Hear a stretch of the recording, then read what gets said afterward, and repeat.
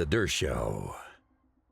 Harvard is now suing the Trump administration over the withdrawal of federal funding and other issues, alleging that due process in that context was not followed. So what do you make of that suit and some of the issues right now? It's a great question. The higher education front. On the merits, again, Harvard will lose. I have told Harvard they're going to lose. Larry Tribe has told them they're going to win. Larry Tribe is always wrong. When you look at all of his predictions over the years, he's always wrong because he always makes predictions based on what he wants to have happen. I make predictions based on my scientific knowledge, my study of the court, and the Supreme Court will uphold Harvard's right not to give funding to universities. I'm writing a book about the subject. I think I told you. My working title is Trump to Harvard, Go Fund Yourself. I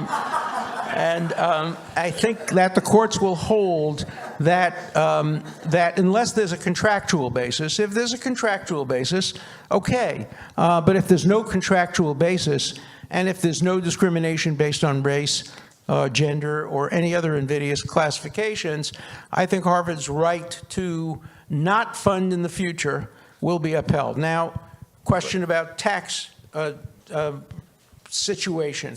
The president has no right and no power to tell the IRS what to do.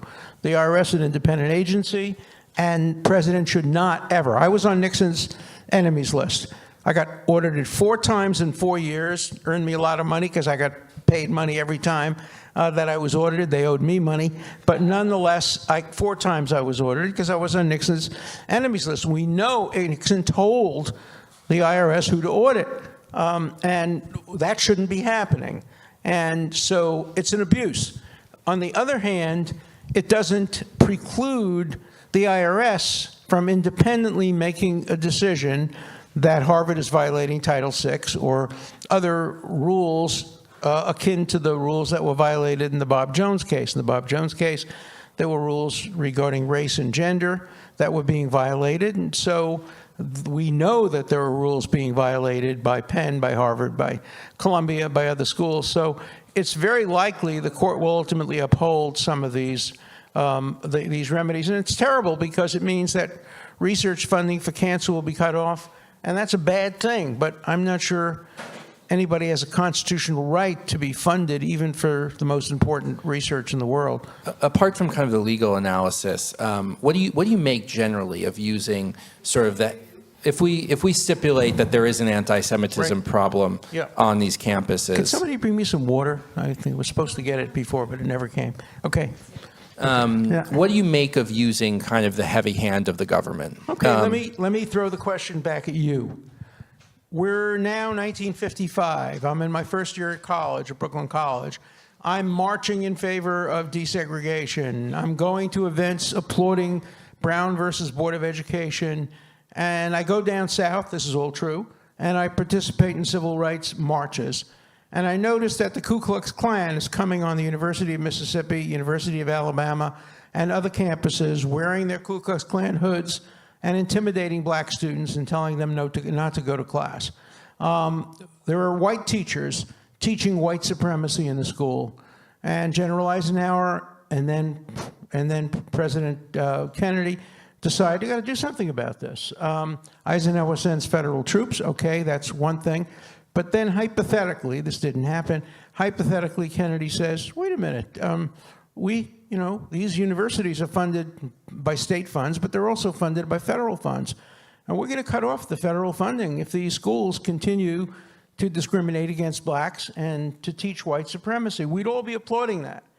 And you can't applaud that and not applaud what's being done to Jews. You can't have a different standard for fighting discrimination against blacks and discrimination against Jews. So in principle, I have no problem with the federal government enforcing Title VI through withholding funding. As a matter of law, as a matter of policy, I think it's a terrible mistake because it goes too far. Now, some people have an answer to that. And their answer is, this was in an article in today's newspaper, that said all federal funding of all universities for every purpose ought to be cut down, and they ought to create a national, Bureau of Standards or medical, and all research grants ought to go through that federal funding mechanism, but nothing should go to quite human rights. Let me just take one point here, personal privilege. I have devoted my life to civil liberties, civil rights, human rights. Today, I tear up any envelope that comes that says civil rights, civil liberties, human rights.